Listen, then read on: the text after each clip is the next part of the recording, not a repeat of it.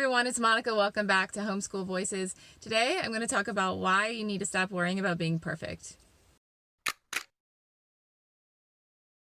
This is something I hear all the time, and I think that people don't realize that when they are talking, it's really clear to me that they really think they need to be perfect.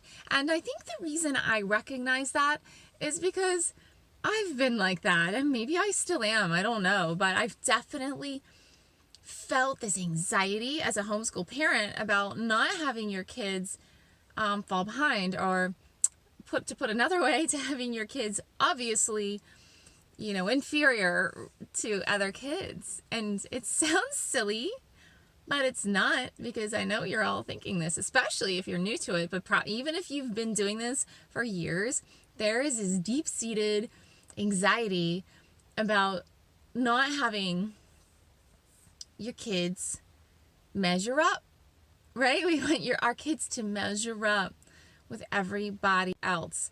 And I just want to think about that for a minute, this idea of measuring up, because this anxiety that we have is messing this up for our kids.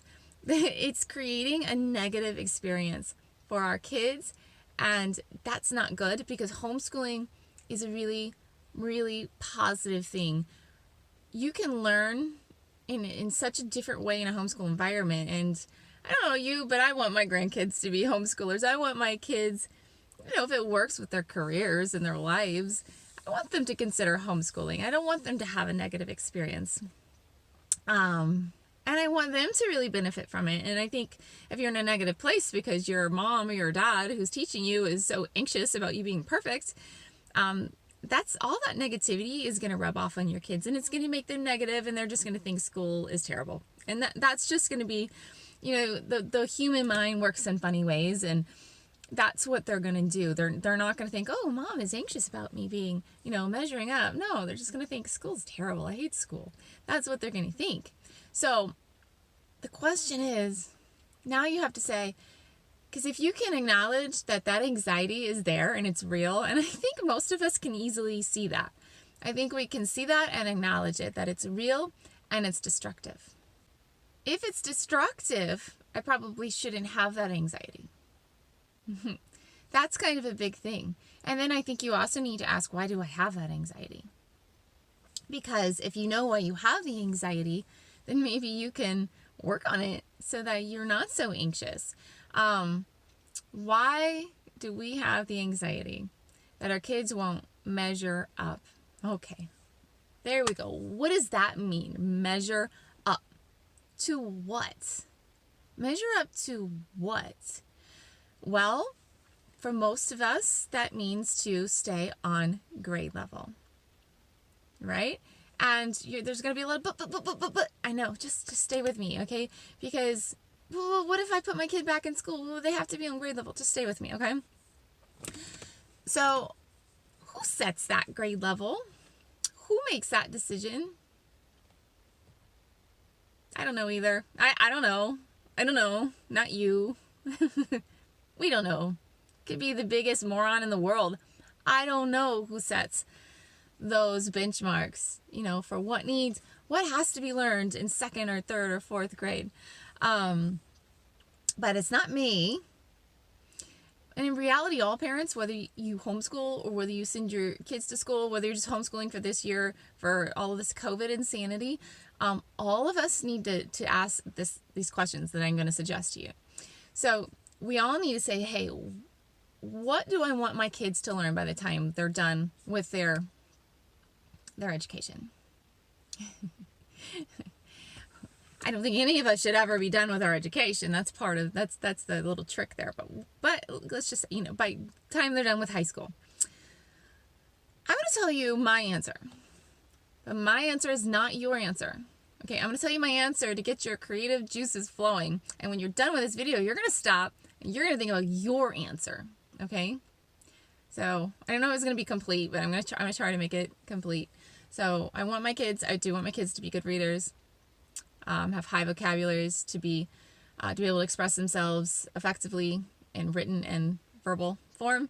I want them to be solid in basic math, or basic geometry and basic algebra, and really basic, because they will excel in life. You could do just about everything you need to do, from understanding loans to not getting cheated when you go to the store, with those things.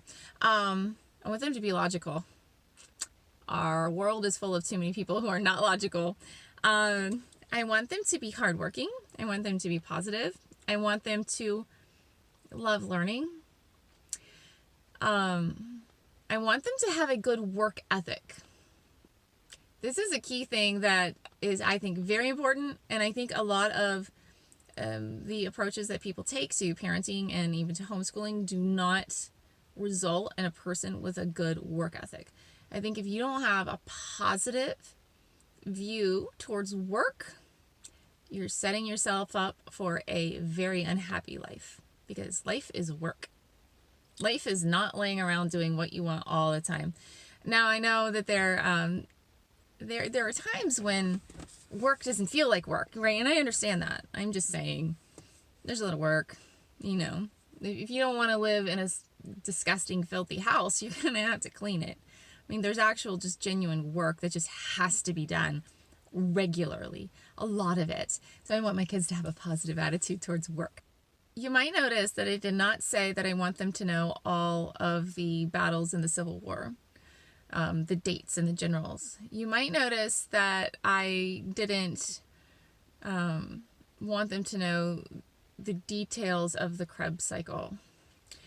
You might notice that, I don't know, I didn't have a list, all the letter blends, you know, in phonics. I didn't list that. But I feel that if I have my guiding principles, if my guiding principles are correct, they're going to learn what they need to learn. And then that brings us to this idea of learning gaps, right? Because, oh, well, what if I put them back in school and they have learning gaps? I was having a lovely conversation with my friend yesterday, and we were talking about that, and that is key because the people are concerned about that. What if they have learning gaps? Well, don't we all have learning gaps? Do you know everything?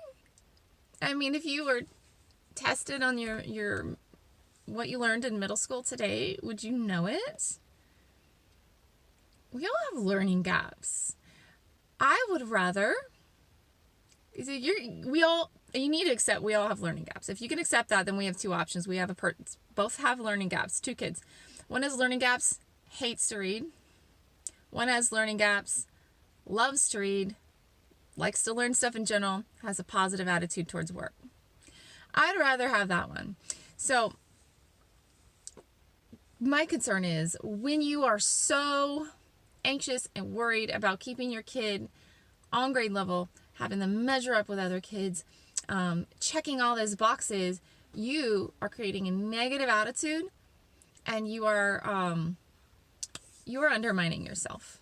I think everyone's true desire is to have their kids be adults who are educated, and adults who stop learning by the time they're done with high school or even college are not going to be well educated.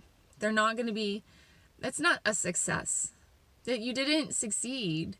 You might have checked all of those boxes, but if you stress them out so much and for so long, I'm not saying human beings benefit from a little bit of stress, but my goodness, if you make the entire experience for 13 years of education negative, for hours and hours a day, just negative, then they're gonna be done with learning. By the time they leave your home, they're done.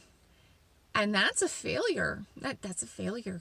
That's what you want to be anxious. Be anxious about being anxious. Be anxious about creating a negative atmosphere from your anxiety, from your own insecurities, about being bad and not doing everything perfectly. You need to let go of this fear and this concern of learning gaps and not measuring up.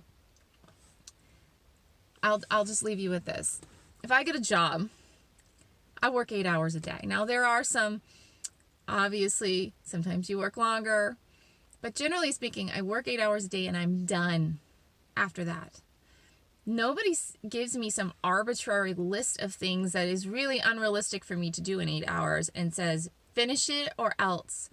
Now, every now and again, there's a major project that you have to finish on a timeline, but usually when there's a major project, you're allowed to not do these other things you normally do.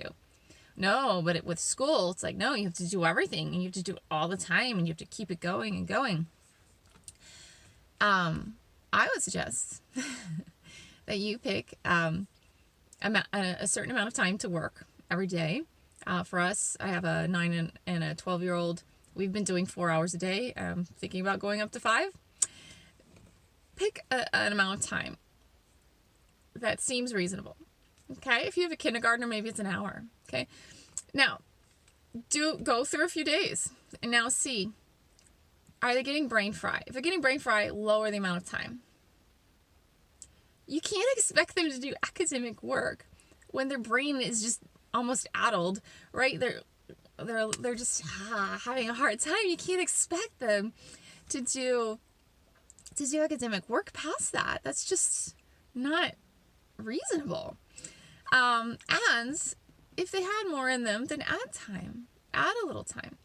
So, and just one note on that, don't confuse pushback and negativity for brain fry. They are different things, and you should push through negativity.